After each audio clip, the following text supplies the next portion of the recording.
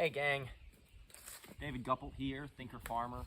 It's a beautiful, cool Saturday afternoon in late May, and I'm at a silvopasture project on one of Greg Judy's lease farms, and you can see some of the brush we piled up from it behind us. Today I would like to start a new series for my YouTube channel on mentors and on mentorship in general, and I'm essentially going to share some of the stories of mentors I had growing up. And the reason I'm doing this is, as I began to share my story about through the YouTube channel, I realized that it's not so important to share the what of all the things I've learned, but it's also important to share the who. And some of the key people in my life that have inspired me, that have encouraged me, that have built me, and hopefully pass off some of that inspiration on y'all. Because I really feel that I've had some really great individuals to encourage me in the farming journey. So realize as I share about mentors that a good mentor's example does not give you a recipe. You can't look at a good mentor and say, okay, they did it this way, so I'm going to do it the exact same way. You need to look at their example and you need to say, this is a template or this is a pattern that I'm going to be able to follow, but not to the T. There's a lot of good principles I can draw from their life. So one of the first mentors I had growing up is, I'm just going to call him by his nickname, Cap, which was short for Captain. I had been calling him by his name for years. And finally he stopped me and said, David, you and I have known each other for so long. You don't have time when we're working in the field to call me Mr. So-and-so, 5 different syllables. He said, you need to just go ahead and either call me Cap or call me Chief. So I ended up calling him Cap. That was short and easy. And I want to start out by sharing Cap's story. And if I end up being in South Louisiana again, he was my mentor for really from the time I was preteen through early 20s. Really, Cap, oh shoot, my brain's drawing a blank. He started out, he was born in the late 30s. In the 40s, he and his family started out on a plantation, and they really had next to nothing. The earliest story I remember Cap telling me is that he grew up as a 8-9-year-old boy, and he had one t-shirt that his mother would wash every evening, and essentially that was it. He did not, the clothes on his back were the only clothes he had growing up. It was a family of 8-9 kids. Mom and dad worked, did what they could, but they were poor, and 100% Cajun. He learned early on the value of work ethic, finished high school, married young in life, started a family, and was an electrical tradesman, and really emphasized excellence in everything he did, in his work ethic and in his efficiency and his effectiveness as a worker. And eventually he was promoted several times, became a high manager, vice president of a large electrical contracting company that did a lot of work in plants. There's a lot of chemical plants in South Louisiana. And then ended up starting and forming his own electrical contracting company to do work in the plants. Very successful individual, worked for every single thing he had, saved his money, was very frugal, and just phenomenal guy. By the time I came along and met him, or rather, really, he was my next door neighbor. He was the second person on our street. So really, my family moved to Gonzales, and he was the wise old sage on our street. He was making hay, horse hay. He was still working his electrical contracting job. He retired about the time I was becoming a teenager, and he would make hay on about 70 acres of land throughout the city of Gonzales that was still leased land, and sell it all as horse hay. And so he would, in South Louisiana, haymaking is pretty tough because you have to manage the moisture content, and there's always so much humidity. You need 15 to 20% moisture content. Even 10 is okay for good horse hay. And in South Louisiana, with the humidity, you rarely get 3 or 4 days of dry weather. It seems like as soon as you cut hay, it's going to rain. And so there was a fair amount of management and skill that went into making hay. But faithfully every year, he generally put up about 5,000 or more square bales. And he needed help from neighbor boys picking up the hay, getting it in the barns, or servicing customers. So that was a job that I started when I was 12 years old. And I remember early on, I mean, I probably weighed 80, 90 pounds at 12 years old. I was a rail. It was all I could do just to pick up a hay bale.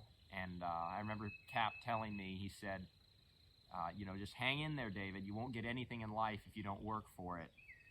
And by my late teens, I'd observed him, how he worked and how he accomplished things. He was very systematic, very focused, very engaged in what he was doing, very accomplished at what he did, very quiet about it. And I went to Cap shortly out of high school and said, you know so much. I want to come work for you and learn from you. And he said, well, I know you work hard and I'll pay you for every day. And I said, Cap, you know so much. I want you to impart as much of your knowledge as you can to me, hands-on working with you. I'll work for free, I said, a couple days a week, and I want to learn as much as I can from you. I'll help you do jobs. And he had 20 acres on his place, and I said, I want to learn as much as I can from you. What you know is worth more to me than a college education if I can master it. And so I went to work for him. One of the other big areas besides making hay, and he paid me for the hay baling. He insisted on paying me. He said, this work is hard. You've got to get paid for this. But we would cut down trees. We would trim brush together. I would say today I'm fairly decent with a chainsaw, and I owe a lot of that to years of experience working around him, watching him, doing jobs for him, and just learning how to manage and work with a chainsaw and other safety things. A lot of tractor operating I learned from him. And there's a lot of different places that I remember him being and seeing the wisdom with how he operated his life. One of them was his garden. Cap always firmly believed in having your own vegetable garden. For the longest time I can remember, he had about a 1-acre garden. He would grow anything and everything in that garden. You name it, he grew it. Mustard greens, turnips, strawberries, green beans, corn, you name it, he grew it. And as time would pass and you begin to see where our country is headed, where we don't know where our food comes from, and there's very little food security, it always amazed me how Cap, having grown up in a very poor lifestyle, had the wisdom to see that food was independence. And he always emphasized having a good vegetable garden. That was on the top of his priority list. And on his back porch, when I'd work for him, we'd usually over an 8 or 9 hour day. When I worked with Cap, we worked. We didn't take many breaks, but when we did, he'd sit down with me on the porch and he'd share a story of something he'd learned in management, working on the electrical jobs or growing up, and illustrate an important principle. Cap loved fishing and hunting. I don't think there's anybody I know that loves fishing or hunting as much as Cap. When the end of the year rolls around and Christmas is done, he is in his hunting truck and he is headed to the camp and he's going to go hunt deer for 8 or 9 days. And fishing, y'all know the song by Hank Williams Jr., A Country Boy Can Survive. I remember Cap and I in a boat, and he was teaching me how to run a trot line. I laugh to this day because I'd never handled a trot line before, and he had to teach me slowly, step by step. No, David, you grip the line firmly and you pull. You can't roll it or you'll mess the hooks up. and little details that he taught me about running trot lines, secrets and tricks of the trade for baiting up for catching catfish and other things. And Cap definitely loved enjoying life going fishing. And I don't want this video to go on too long, so I'm going to share a few very meaningful quotes, and then in another video I will go ahead and finish sharing some of the big takeaways, some of the big things Cap taught me about life and farming specifically. So probably the first quote I remember more than any other that Cap told me was to do something, even if it's wrong. When I went to work for him as a late teenager, he told me, you know, you only have so many hours in a day, and you only have one life and a limited amount of time to live. You don't know how long it'll be, but if you hesitate and you procrastinate or you over-examine a situation, you are going to miss opportunities in the situation. So you have to do something with the situation, even if it's wrong. And if you do something, you can always learn from it. But you're going to have to go ahead and commit to do something in the moment. Whatever happens afterwards is what it is. But do something even if it's wrong. Second thing, making things happen.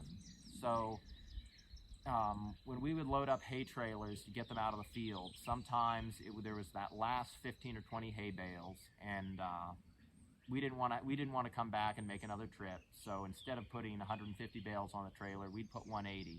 That usually meant you'd stack a regular trailer 8 or 9 stacks high. That was a job to do, just throwing the bales, let alone you're throwing them over 10 feet up to get them onto the top of the trailer. Usually had a stacker that would catch them from the back and pass them up to the top. Well, we got to the barn one evening. I believe I got a tick biting me, gang. And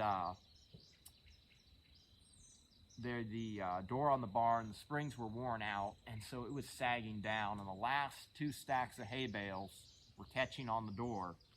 And so Cap went over, grabbed a long pole, and pushed the door up. He said, "Y'all back it on up." And he held the door up, and we pulled back the trailer on in. And then he let off on the door. It came back down. He said, "Gang, that's what you call making things happen." And the point that he meant to illustrate by that, and he illustrated it many other times in the hay fields, we would have equipment break down on us. We wouldn't have the tools we needed.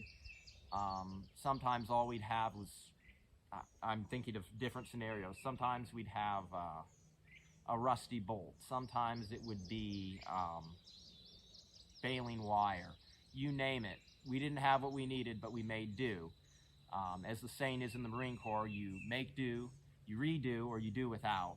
We would creatively come up with a solution to make things happen. And in life, you won't always have everything that you possibly could want. You may not even have everything you think you need, but you're going to have to make do with it and get things done.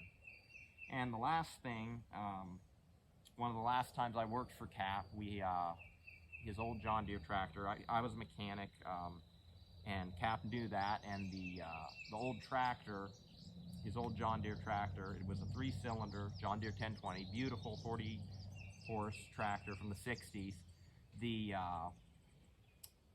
You could hear it missing. It would, you would run it and idle it, and you could hear it missing. It wasn't firing correctly. We ended up replacing the 3 fuel injectors to try to fix the problem. It didn't end up working, but in the process of that, anybody that knows anything about mechanics knows that pulling fuel injectors can be a bear, especially if the fuel injectors have been in there since 1967. And I ended up using a pry bar. I ended up using a hammer, wrenches, and probably a can and a half of PB Blaster and Croyle to soak them, and took me about 2 days to work the 3 nozzles loose and get them out, since I didn't have a special puller for the nozzle or the fuel injectors. And about halfway through, I remember the end of the first day, I went to Cap and I told him, "Cap, it's turned into a mess. And I said, I'm going to hang in there. I'm going to do what I can, but it's just turning into a job. I don't know." And he stopped me and he said, "David, I'm not worried about it. I know, and and you know that you're going to hang in there and you're going to finish the job, I'm patient with you. And finally, a full day later, when I finally pulled the last injector out, I didn't even think I was going to be able to get the job done. I came to Cap with the 3 injectors and said, here they are, Cap. I got them all out. I got the new ones in. And he looked at me, and I'll never forget what he said. He said, David, what you just did is proof positive that in life, the hard things we do immediately. The impossible just takes a little time.